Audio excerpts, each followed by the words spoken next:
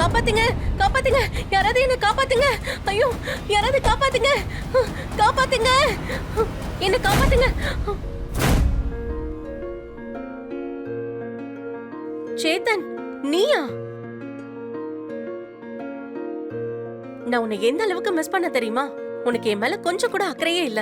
உனக்கு இவ்ளோ அழகான ஒரு நல்ல கேர்ள் ஃப்ரெண்ட் கிடைச்சும் கூட. அட இல்லம்மா, நான் உன்னை ரொம்பவே மிஸ் பண்ணேன். நான் பிசினஸ்ல ரொம்பவே மாட்டிக்கிட்டேன். இல்லனா நான் நேர்த்தியா வந்திருப்பேன் தெரியுமா? அதுக்கான தண்டனை உனக்கு கண்டிப்பா கிடைக்கும் பாரு. டிரைவர், வண்டியை சைடுல பார்க் பண்ணிட்டு நீ வெளியே வெயிட் பண்ணு.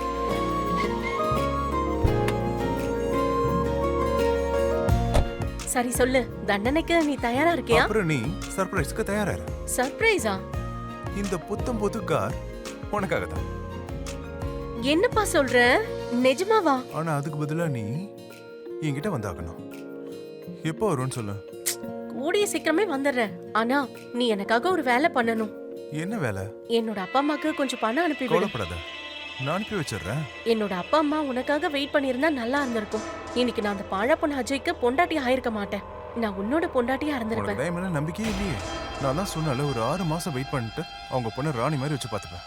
உங்க அப்பா அம்மா தான் கேட்கவே இல்லை. சரி விடு. இப்போ என்ஜாய்மெண்ட்டுக்கான டைம். ஆ.